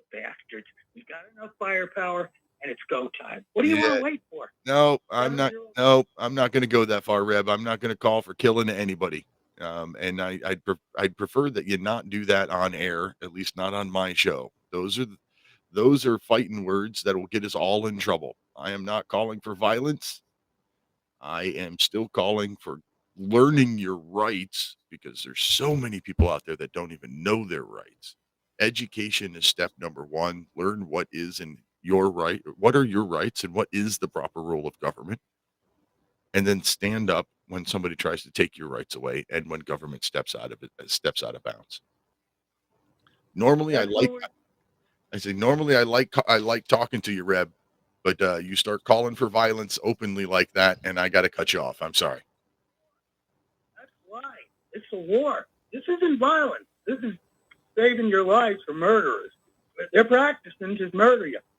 We're not wrong. You can call us a lot of things. But we're barbaric, and there's a difference between barbaric and violent. We're not violent. We hate violence. We like getting rid of those people who want to murder. They told us that. You're not. They couldn't prove we're guilty, but they know we are. They just couldn't prove it. I mean, when they say that to you, what is that? That's the end of America. America doesn't go by your thoughts on the matter, jerk. You got evidence or you don't. That right there is where we started the show. I started the show talking about the Supreme Court and how they use precedents, which is basically somebody else's thoughts on the Constitution, somebody else's thoughts on your rights, somebody else's thoughts that could have been. You don't have any. The United Nations already said so. That's how we got in this mess. We were helped by a group, the Defense Intelligence. They don't do favors for you. And they took it to the top. They said, well, we'll let someone else deal with it. We're getting our say. They get their say. Look, we found it. It makes them look good. If you bother them with the wrong stuff, you're going to be in trouble. No, this was 100% slam dunk. These bastards want to die. They're ready to. They've taken their last right. All of them. You think just the Mujahideen over in that part of the world took their last right? These Guineas, they took their last right. It's a ceremony they have. We found out about it. They meet at these lodges and hold these voodoo, satanic ceremonies. I'm not kidding. They showed up at Bubba's after one of the ceremonies. Who are these people that you're talking about? We call them government intruder, no intelligence. They wear badges and carry guns. Oh, and they have a satanic cult. I'm not the only one who knows about this. One of the hosts on Republic, he studied it. But yeah, they get special people. They check them out and they turn them into murderers, and they'll do whatever someone tells them, get rid of whoever they want, and cover up for whoever they have them in every department. They have a murder squad. And it's not just the ones in Memphis who murdered. Well, he was just a delivery man. So hold on. He was non-white. Hold on. He was murdered. Just so I understand, you're not saying that everybody that has a badge and a gun is this way. You're saying that in every department, or at least every major department, police department, there is a select group that are part of this squad. Is that the? Yeah, they were chosen to attack us because they broke in and put a gun to Bubba's head. They went as far as they could go. Now they told us, well, what about those two jerks that started this? Oh, they resigned, which means they're somewhere else in America doing the same thing. Resign in their world doesn't mean they're done. It means nobody knows who they are when they show up. They could be anywhere in your town. You mean they were the ones in Lakewood that put a gun to Bubba's head? Yeah. It's happened. They've caught someone who was doing some sick stuff in Denver. And then 10 months later, he was up in a mountain town, a small hickey town, doing other stupid stuff. They mentioned his name again. It wasn't he the one 10 months ago they threw out at Denver? Yeah, that's the same one. And they just he wasn't doing murder stuff. He was doing sick stuff up there in the mountain town. And it just caught everybody's attention. See, they put this out sometimes, see who's paying attention. Apparently, that's the way they all are. See how people talk? We're not the only ones who think that's the way they all are. Why did the FBI cover up for them? And why did they tell federal agents of the United States Northern Command, we know who Bubba's Gal Rivers, we're not talking to you. Why are they running from the federal government? I mean, they're working supposedly for the federal government, and they're giving Agent Kirarakis, OSI Counterintelligence Northcom, a hard time. Why? Aren't they all on the same side? What's the problem? Something's wrong. So are you suggesting that these what would you say, murder squads? We call them Guinea. Murder squad, yeah. These murder squads in these police departments are working directly with and for federal departments or agencies or somewhere in the federal world? Let's put it this way. Homeland Security broad knocks on my door. And she had some of the locals with her. They put her up to it. She said, you're threatening federal employees. I said worse things to somebody on the phone maybe. And worse than I said on the radio to you that you didn't like. And so she decided to push it. I said, look, you wasted your trip here. And I gave her the name of the terrorist who worked with him and his last known address. Pick that fricker up, and you turn him over to the military. Don't ever come back. I asked her, what are these jerks, the locals doing? Well, they're guarding her. Around the corner were 10, they had 10 others. They're all involved in this. They knocked on Bubba's door after one of their meetings. It was Sunday night, like 9 p.m. Wasn't that cold, but they all had the same outfit. Those knitty hats they wear in the winter. I'm serious. They had the jackets over a sweater. They all had the same thing. 3 of them stood there. She said they were in their 30s. One did the talking was like 50. She just barely described them. It's just like on the street. They said they had come from a meeting. Now they go to your church during the day. You meet in these lodges. We know where they meet. Look at Show the Military. Elks Club. There's one called the Sons of Norway Lounge. Right here in Lakewood. We did the recon. And they showed up at Bubba's. Said they want to come in because she's the deal. And she's looking. They want to come in and, I guess, talk to her. The one who was doing the talking, the other 3 were standing there, just like they do on the street. But she just slammed the door. That's how freaky these people are. I mean, you obviously knew, dude. They had their meeting.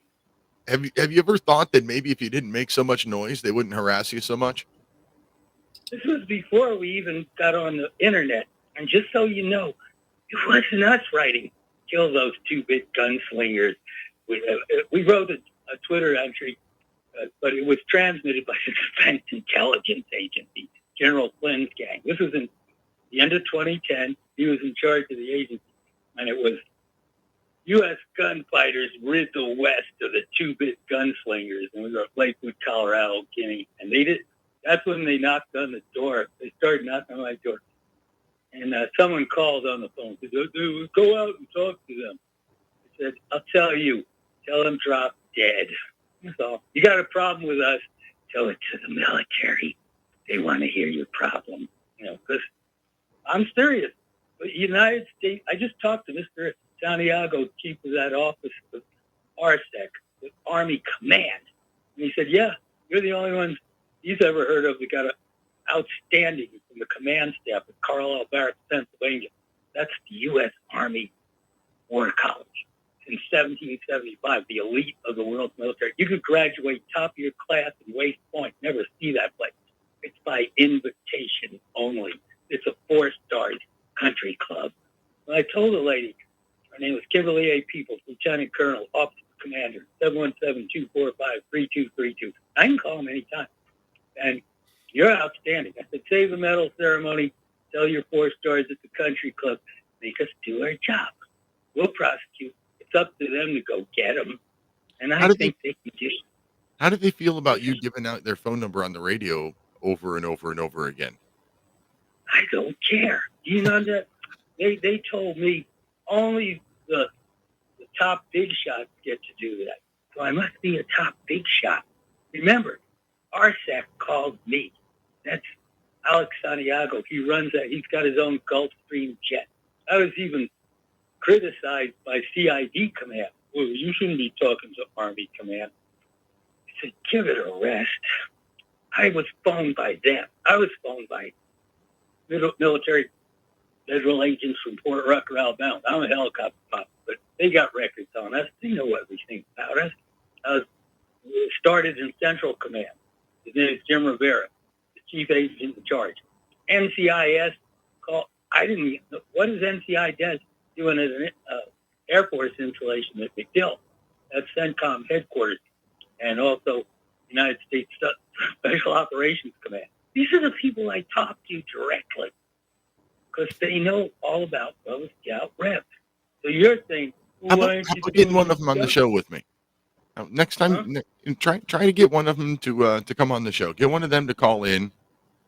And well, listen to this. I'm trying to explain this.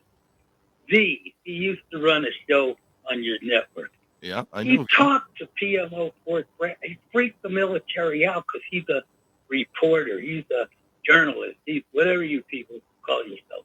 He's for real. He freaked them out. Now it's Fort Liberty. They took down Bragg. He was a Confederate general. It's called Fort Liberty. And they freaked out over him. He said they couldn't talk to he was talking about Bubba Scout Rep. Well, they know me. They tried to report me. Didn't work out. I'm serious. They saw my picture on the new driving license. I just took a picture. That's Agent Buchanan. She's just an MP. She calls it locals about us. They can't come over here. Against the law. They're not allowed near us. But Agent in Colorado Springs, Kitarakis, he calls PMO. Don't screw with our witness. She was going to send it up chain of command. I don't care what they say. It's what they do. So he was screwing. And so they see my picture. Said, "That's you." I said, "You know why? You're in your late 70s. You look 19. You got long, thick blonde hair, pale white skin." Yeah, I never smoked any of that crap. Not even lit a cigarette.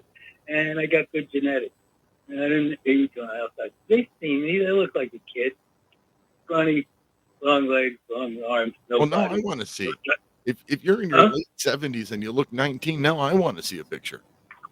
Everybody does, but what is this? We're not a dating service. This isn't some kind of... Winner gets a date with Bubba. Loser gets 2 dates. You don't want it. Somebody at the Secretary of Defense office said they wanted to date Bubba. I said, "You what? What?" He started mouthing off. Said something gross. I'm not going to repeat what he said. He said, I'm going to stand 50 feet away. Approach Bubba with that idea of yours. I'm going to watch her rip your arms off and beat you with. She's a monster. That's not a girl. And she likes the pronoun sir or God. When the female guineas, they don't go near her. She'd rip them like cheap cardboard. She could bench press it. She's in her good days, bench press 350. And she's getting old, but she can rip heads off. You can lift her refrigerator off the floor by herself. And Scout just hangs with her. And Scout just says, "Yes, sir." The Bubba. They're more military than I am. But the Bubba, she's the deal. Nobody's going to stop. That's why I said these social workers, they give me a hard time. All these places, I'm a scrawny white boy. You ain't going to say that to Bubba. Nobody. All right. I'm telling you, CIA. So get our number out. That's about enough rep for tonight. That's about all I can handle. I don't know why I like listening to Reb ramble like that, and I appreciate that he usually calls toward the ends of the show. But yeah, hey Reb, you got all those people on speed dial. You call all them up all the time. I'd love to hear from any of them. So you give them the show number and you have them call into the show one of these Thursday nights when I'm hosting. I'd love to speak to any of them, and I won't push them to divulge any confidential information or anything. Just love to have a chat. While I'm pausing and thinking about what to talk about next, let's remind you to visit protectwithbear.com. Protectwithbear.com. Use code Lighthouse. That is the website for Right to Bear insurance. If you own a firearm, you need carry insurance, and Right to Bear insurance is the most affordable carry insurance on the market.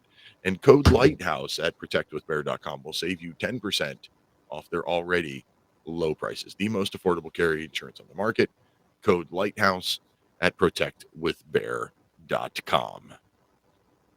So I got a whole bunch of things going on all at once. I've mentioned I've got the brand new book coming out here in like 10 days. I'm working on another book that I sent off to be reviewed by a doctor, and then I've got my Institute on the Constitution courses in the Liberty Lighthouse classroom at liberty-lighthouse.com/classroom, working on trying to finish those up and getting them up. And I've also started working on building my own constitutional course, and I'm calling it Constitution from an originalist perspective, or the originalist Constitution, or something like that.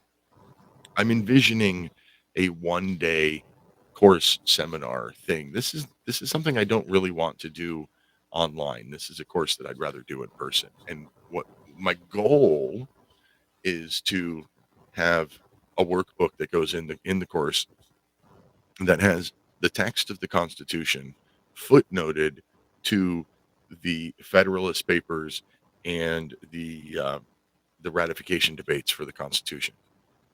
Most likely the Virginia ratification debates, because that's the one Madison was in, and Madison took impeccable notes and has exactly what everybody said. So I'm thinking about making this workbook that basically is my way of showing the only interpretation of the Constitution that really matters is what we, the people who ratified it, thought. We need to stop looking at these 9 justices in black robes, these 9 black robe tyrants, if you want to call them that, whatever, the lawyers. We've got to stop looking at what they think about the Constitution as being the supreme law of the land. The Constitution itself is the supreme law of the land, and we, the people, the citizens of this country, in 1789 ratified the Constitution between 1787 and 89. Through these ratification conventions, and it was we, the people, that were there. And it, the document starts out, we, the people. It was written for us. We have to understand what it says. So, like I said, the only interpretation that should matter is what those people at that time thought. One of the examples I want to, kind of work into the class at some point is the meanings of the words. You can't apply modern definitions to words in a document 250 years ago. Just like you can't use modern definitions for words if you want to go back to, I don't know, Shakespeare or Dickens or Alexander Dumas. You can't read, Three Musketeers, where he talks about putting a faggot under his arm, and use the modern definition of a faggot. It was a bundle of sticks back then. And I think that's a good example as to why we need to know what the people at that time thought the document meant. And I personally believe that the best way to do that is the Federalist Papers, a little bit of the Anti-Federalist Papers, but you could almost say that the Anti-Federalist Papers are irrelevant, in that the Anti-Federalist Papers are the people that did not want the Constitution ratified. The Federalist Papers were the ones that did. Well, the Constitution did get ratified. So what was said in the Federalist Papers should be the more accurate interpretation of what it means. Between that and the ratification debates, Virginia being the one best documented, my plan is to footnote it all together. So, Constitution, all 27 amendments, followed by Federalist Papers, all 85 of them, and the Virginia ratification debates, and all tied together and footnoted as an originalist document. And of course, any class on the Constitution has to start with, what types of government are there. The fact that everybody calls us a democracy is a lie.